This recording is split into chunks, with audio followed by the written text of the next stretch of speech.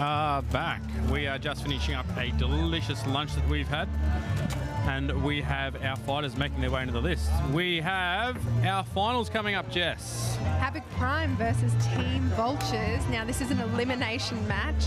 I think it's going to be a really tough one for Vultures. It really, really will. Going to push us out, I reckon, into the field.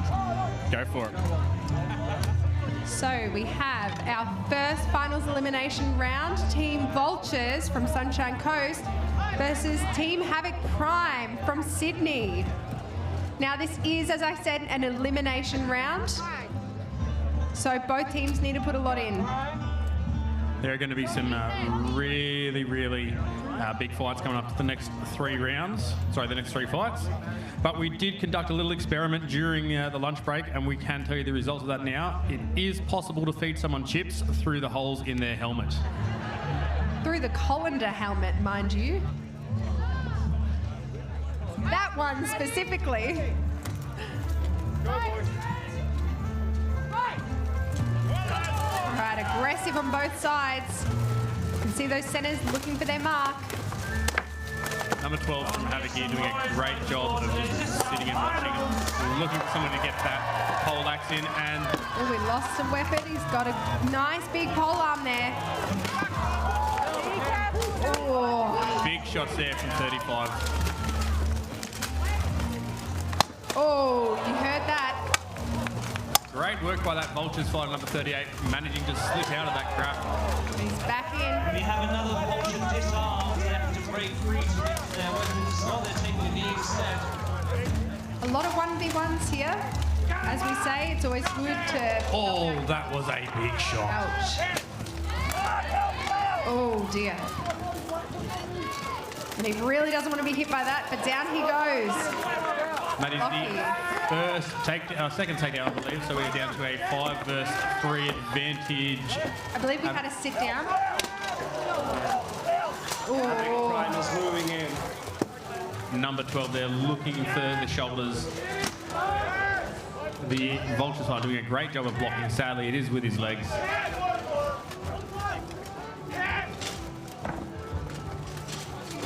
Saw one of those swings prepare and then had to withdraw for a second. Oh, it's enough to cut one of these fighters down to his knees. Oh, 2 down to their knees. All right. And that is a first round victory there to Havoc Prime. 5 versus 1. With all fighters left standing for that round, this will be surely acquiring as many points as possible. This is how you want to finish in your finals to truly secure your place. So give it up for Havoc Prime!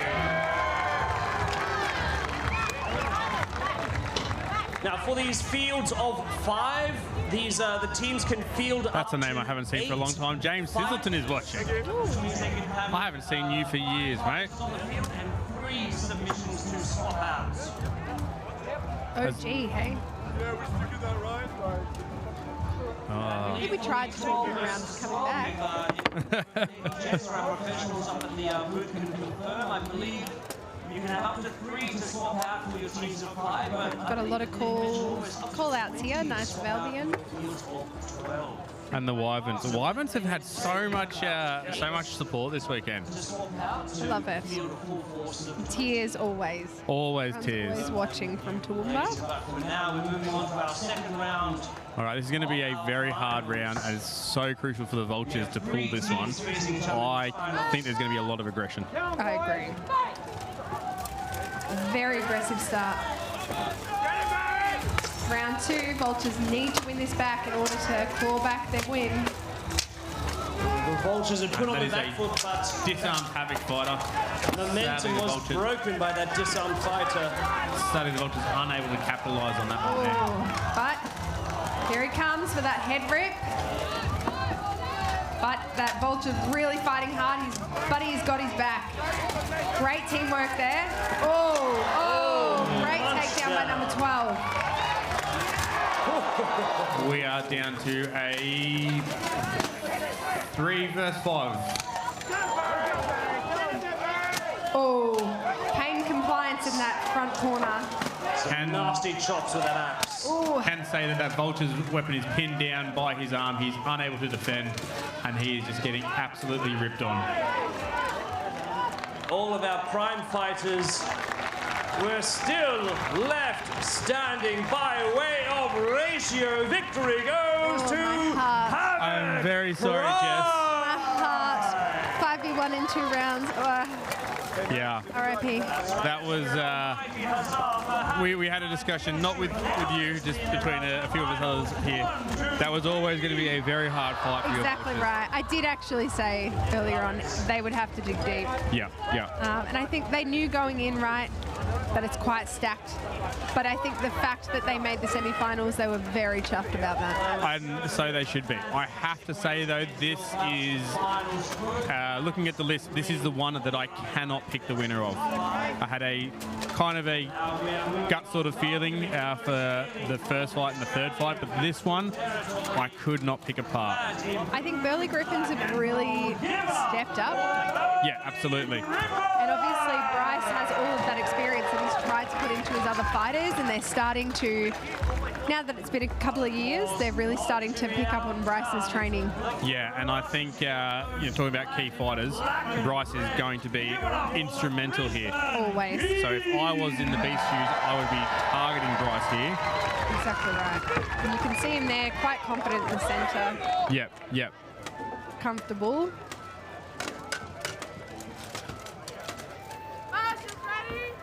Round 1, Burley Griffins versus Beasts. Here we go. You can see Bryce in the centre looking for his opponent. Lots of movement from both sides. Lots of movement from the marshals too. And that is a crash tackle. there. But he remains upright. Brisbane Beast with the advantage, 5 versus 4.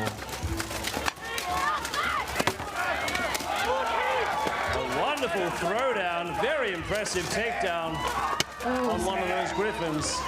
It was, and there was a Here comes a full body charge. And And we're the down to fight. a 4v1. Yeah, I did see the sit down.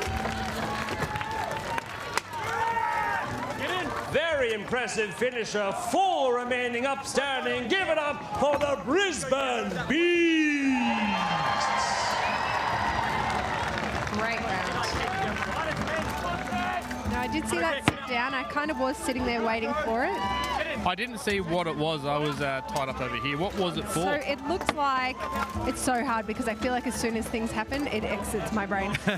I'm like, I commentate on it in the moment, but I think it was a takedown. So he had taken another fighter down, but had grounded himself. Ah, yes. Okay. So he did kind of delay quite a bit on the ground. Yep. But I think, you know, there's been a lot of talk about what's considered to be grounded, right? And I don't think it's necessarily a grey area, but it can be a difficult one to call from the marshal's perspective. Yeah, absolutely. Round 2. So we're going to have to see the Burley Griffins really dig deep here. Once again, Burley Griffins need to win this to stay in. Great takedown.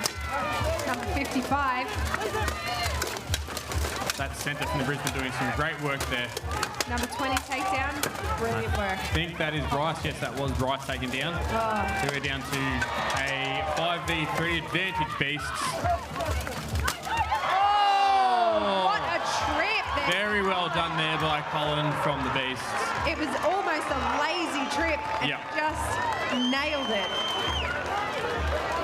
Incredible takedown. Very well done there. So I love a trip. yeah, and that one just set itself up. They're just so low energy. Yeah. Lazy, but you time it at the best time and it doesn't have to expend any energy. No, that Lazily kick and down they go. Best kind of. simple works. Work smarter, not harder. Yep. Now, I will say that I did have a chat to the marshals earlier about stuff from yesterday they're carrying over and they're looking for particularly. And some of those things coming out were weapons on the neck for a takedown, stepping out of the list with your body, so someone going under the list and coming back in, and then fighting while disarmed. Well, I didn't see that yesterday, but the marshals did say they had seen a bit of it, and they were probably going to be three key things that they were looking for. I will say that I did see it. I did see it today. Yep. Fighting while disarmed. Yes. So that I hadn't actually seen it. Like you said, I didn't see it yesterday either, but I did see it today. And so they were sort of the three key ones. Weapons on the neck, I know there's been at least one of those today. And I know it was probably a little bit more prevalent in the men's yesterday, but I know it did happen in the women's. Yeah, I think it's, no one intentionally does those things, right?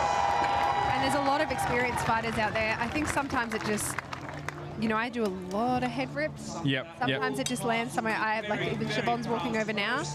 She called out that it was the back of her neck, right, when I had, and I went, oh, instantly, you know, released and just pushed it up and pulled it down. Yep. It's so easy to slip. Just the bulbous shape of the helmet's easy enough to slip.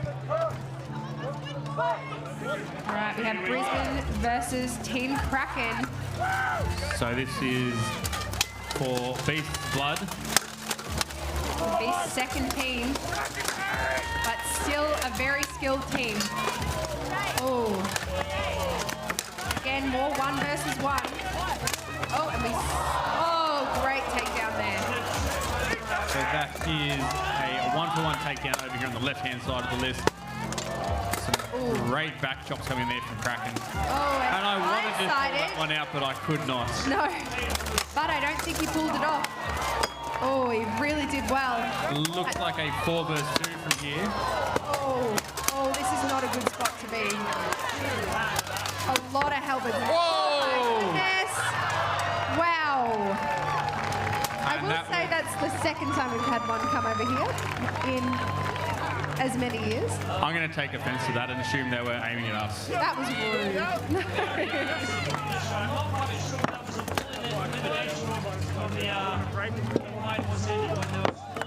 So for those that didn't see on the camera, we just had an axe come about a metre off the commentary box over here. It's a bit dramatic.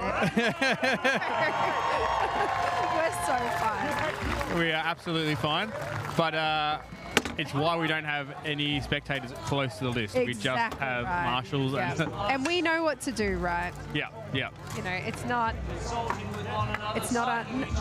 common at all. But we also have very strict barriers as to how far away the general public have to be. Yep, yep. And it's for this reason. Or for when the list breaks and someone goes through it. But we've seen this list break once yesterday, and definitely not someone going through it. Round 2. See a bit of a more cautious start. Oh, great kick there. Didn't quite pull it off.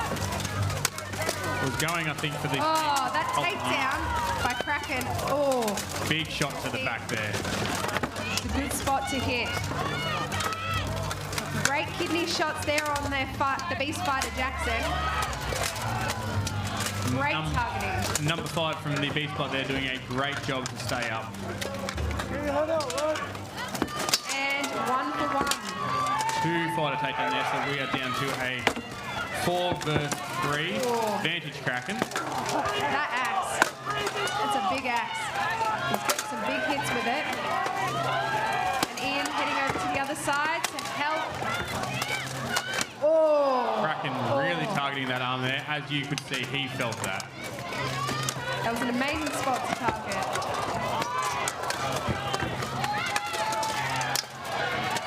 Right up here in the foreground, he's not going down without a fight. He's taking blow after blow, but he still stands firm. And we are down to a 3v2 advantage Kraken. Oh, now we have 3v1. 3v1. Oh, that was great. That was some big shots there. Yeah, exactly right. And I think that Beast Blood really dug deep for that one. Yeah, yeah.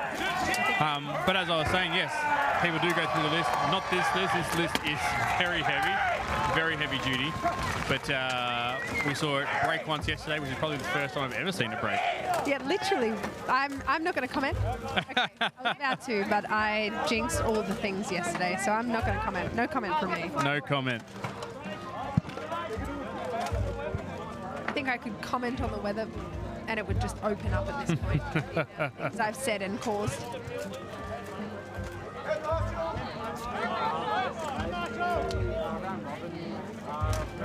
We have a call for the night marshal, maybe an appeal. I believe it may be an appeal. We also have his knee is I won't say his knee's dislocated, but his knee armour is hanging off. So he will need to address that. Another bout between these fighters in the finals, or they simply just have their scores tallied further for the final. All right, so we are just looking over the top there. Night marshal in discussion with her secretary. And I'll say, as someone who had to go through 2 appeals, Yep. standing there in that hot sun is rough. Yeah. So yeah. whilst you're sitting there, you're like, okay, we're almost there, but then you're just standing in there 10, 15 minutes in the hot sun, Yep. waiting yep. for that decision to be made. And it is not pleasant. Once that helmet gets hot on your head, it is on. No, exactly right. So we were in a scenario where we had an appeal. I believe we had an appeal against us, and then we lodged an appeal. And it was just so hot Yeah. because they yeah. were like, one round that we had a break, and then the next round, you know, like the next fight that we had, appeal again. Yep. Yep. So hot. I mean, we're up in the commentary box here in the shade, and it's still quite warm. I think we're a bit spoiled up here. I think we are. But yeah, the guys and girls down there in armour. I think one of the ones that used to affect me quite a bit is you would be waiting behind the list for your fight to come, and you're just sitting in the sun the whole time. You're not moving, you're trying to save energy, but you're just cooking yourself sit there. Yeah. And those helmets, like, it really fatigues you because they get so hot in the helmet. It really does, and that's why I used to run the wolf rib, and I know you still do. Yeah, I love it. But the bar boots and helmets like that, I don't know how you can do that.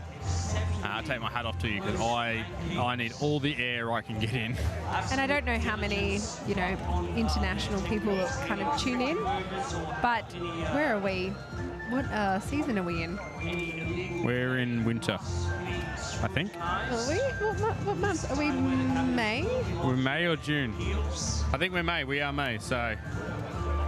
Okay. Are we still in autumn? Yeah. So we're in autumn, coming into winter, and it's still, that sun is still bitey. Yeah. It's only about 23 degrees Celsius today, but the sun is shining hard.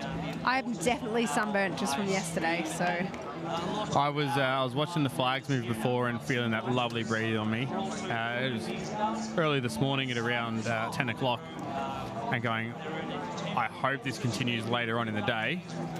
And sadly, it has not. Now, I am going to leave you with Jess for a minute, and I'm going to try and find out what the appeal is for so we can give you the inside knowledge. All of the spicy morsels. Alrighty. Like I said, I think it's a bit of a rough scenario to be in, just having to sit in the sun for even longer. You can see that the opposing team has left the list. But be still hanging on in there just to see what decision it comes to.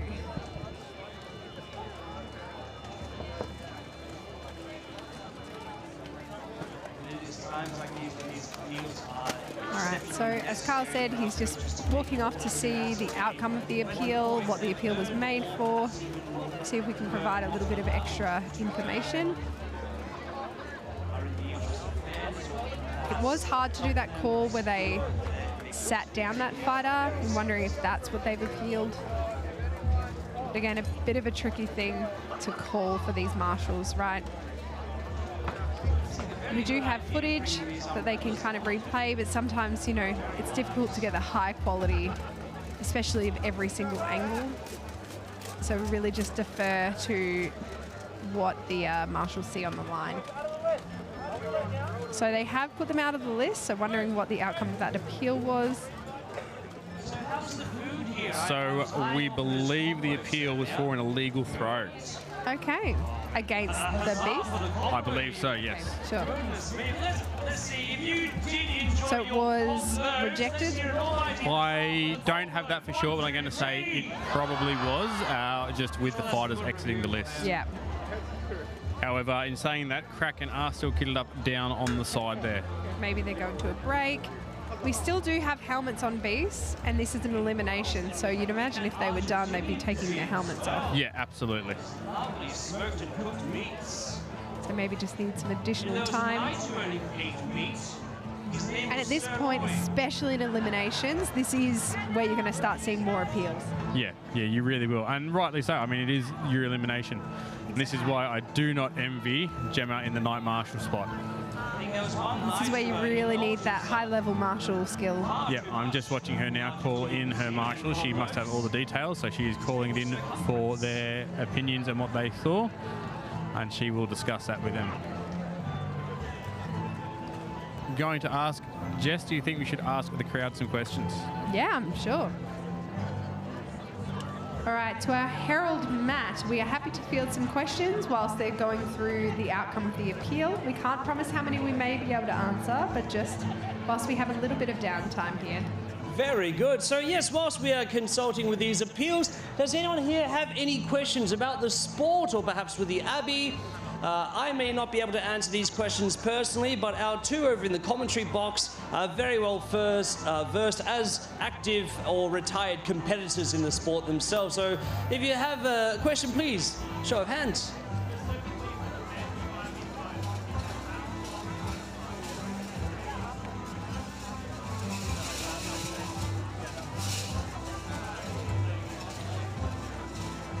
I do have a pretty good question in terms of the men's 5v5s, particularly for how the finals have been set up. Is it a round-robin style, or have we looking at more of those who have succeeded in the upcoming events, and now they're in the finals? Great question. So we did start with 3 pools of round robins. So each pool had 5 men's 5s teams in it.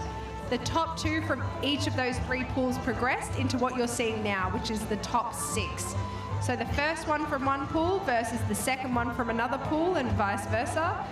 And then it's an elimination round. So what you're seeing now is the elimination round to find the top 3 teams that go to decide first, second, and third. So after the last of these ones, which I believe we still have one more elimination fight, then we will go to the round robin to place the top 3 teams. Great question.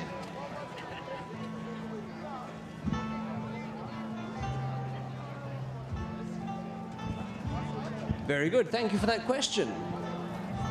Anyone down this side? And I think we've seen high levels of fighting all weekend, but this is obviously in the men's categories where it's really going to come to a head in these finals. This good master here has a question. Yes. How much is it to buy a full suit of armour? Ooh, I heard that one. Heard How that? much? So what is the approximate cost for armour just for Buhurt for this particular sport? Very good. It is cheaper than you think. It depends on what you get it made from, but you can get a starter kit these days for about $2,000, $2,500 brand new. Where are you getting those from? Oh my goodness. Ask Dave. Ask if Dave knows a guy. Now, it's kind of the sky is the limit though. So these, we're talking about very, very basic kits, right? Then they go upwards of being more and more elaborate. Different kinds of metals can be used. So a lot of our fighters run with titanium, which is light, but it comes with the issues of you can feel a lot more. So the steel doesn't absorb as much as like a spring steel will. And that does come with quite a big cost as well. One of the biggest draw cards for titanium when I was still fighting is it didn't rust. So at the end of the tournament, you could just throw everything into a bag and pull it out the next tournament and it hadn't rusted. So I would say that probably a more common price point is around that 5,000, 4,000, 5,000. The most you'll spend on is your helmet. And we get a lot of our stuff from Europe, so sometimes it can be a little bit tricky to get at the moment. But you can spend upwards of 10. And if you want some really beautiful, elaborate, something that they'd use in the jousting, I'd say that their armour is a lot more expensive. but it's much more elaborate, beautiful, and a lot more protective even then. They have a lot of voiders and things that cover all the areas that you really don't want to be hit. And then that can be 20 plus. So great question. Good. I can tell you why I said $2,000, and that was because I forgot that that's USD. I think you need to say that out loud to the crowd. I will say that Kyle and I just had an offline conversation there, which you can admit to. I did forget to convert that. That's $2,000 US, not Australian. That's why I was like, who is your armourer? Yep. So 2,000 US.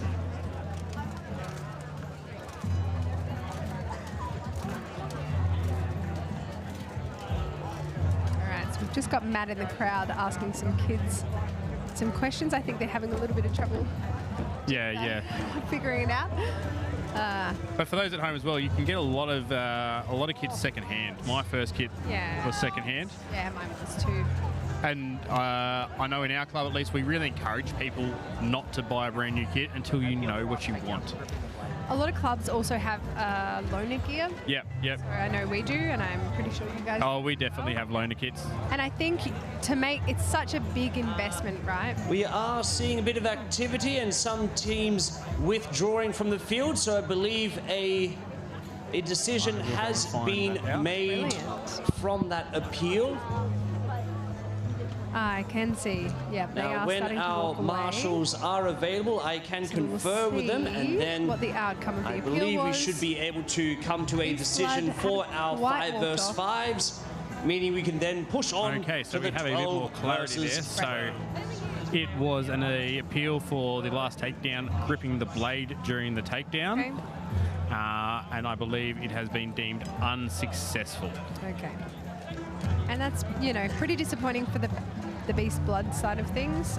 They did stand around in the heat for a long time to get that outcome. Yep. But at the end of the day, they have to look at all of the evidence. You can see that there are, I'm not sure they've quite... We are, waiting for the official night marshal confirmation. That is the thing.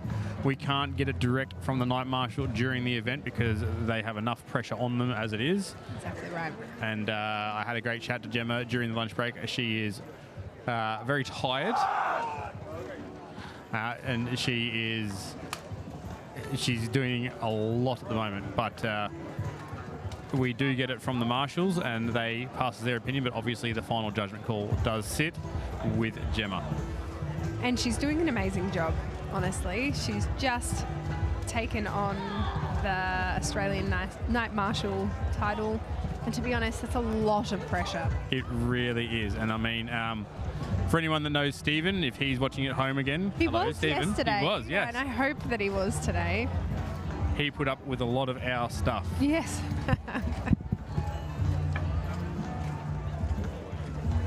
But yeah, big boots to fill, but Gemma's doing a great job. Ooh, we have the run sheet for the top 3 teams. Now, we already know who's gone through, but we just figured out exactly what the fight schedule is. We really did. Now, let me bring this up. We are going to have Havoc and Beasts, Kraken versus Havoc, and then Beasts versus Kraken. Wow, that is going to be a big one. I do know that the guys were saying earlier as well that the best place to be is the 1st and the 3rd. So I think Beasts has gotten quite lucky there. I think they have too. What I will say is my concern would be here as a team captain of picking up an injury because Havoc and Kraken have some really big hitters.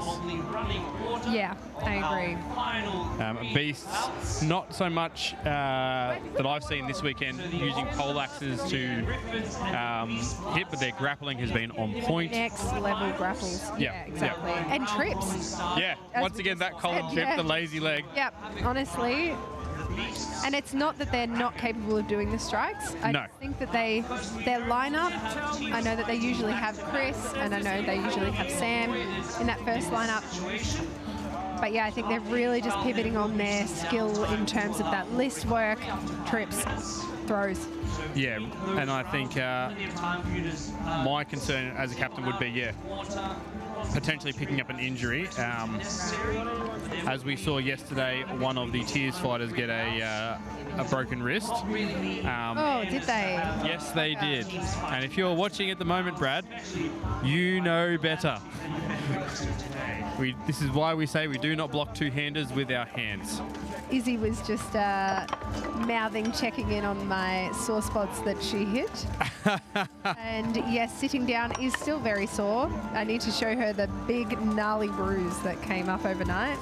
But Mary said I deserved it because apparently I choked her to the point of her snorting. I may have heard that. Heard the snorting? No.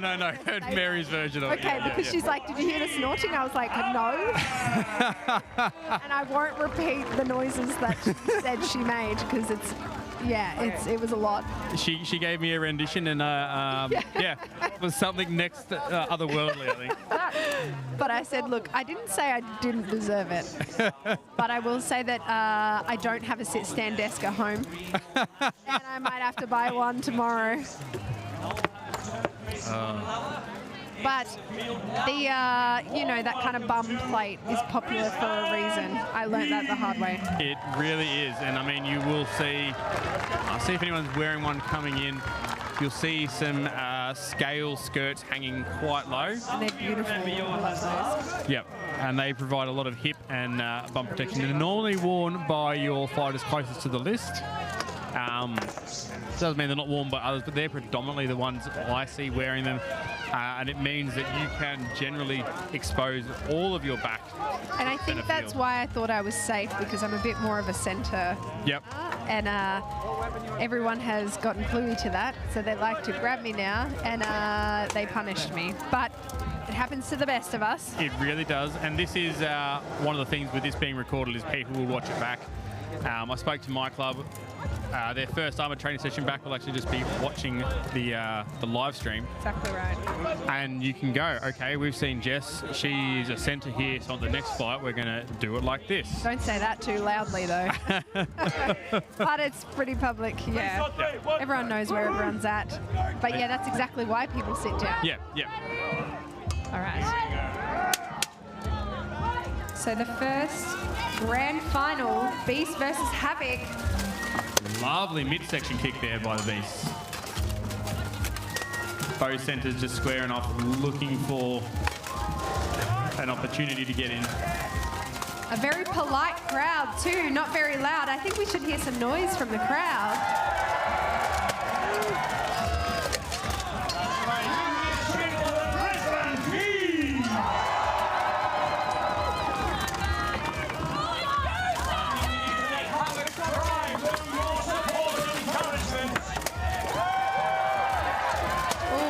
Strikes to the back.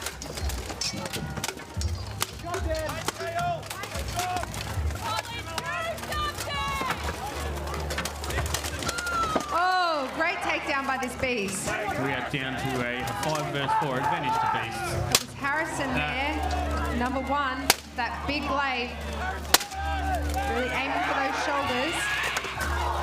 Lovely flying knee there. Followed up sadly by a massive axe.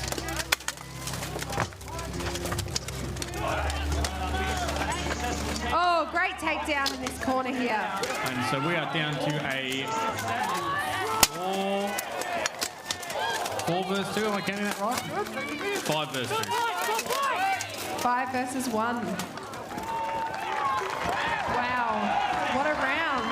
Great work there by the Beast. It's really anyone's game at this point. Yeah, it really is.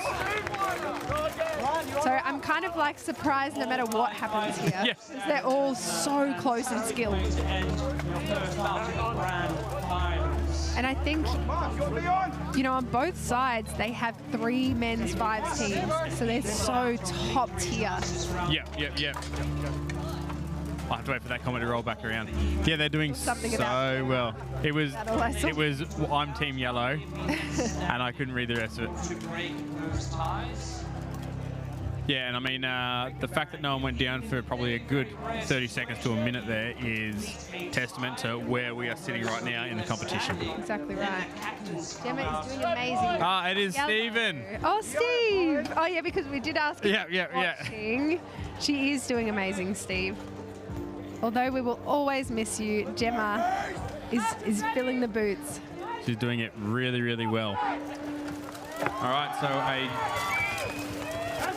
very measured start here. Havoc needing to secure this to draw it out to a third round. Oh, Colin goes for that rip, doesn't quite land it. And a lot of 1v1s that we've seen throughout the day. And Colin gets him down. We are down to a 5 versus 4 advantage to Beast. So I wouldn't want to have Colin free here. Great work by that Havoc fighter to still stay standing. Against two very strong fighters.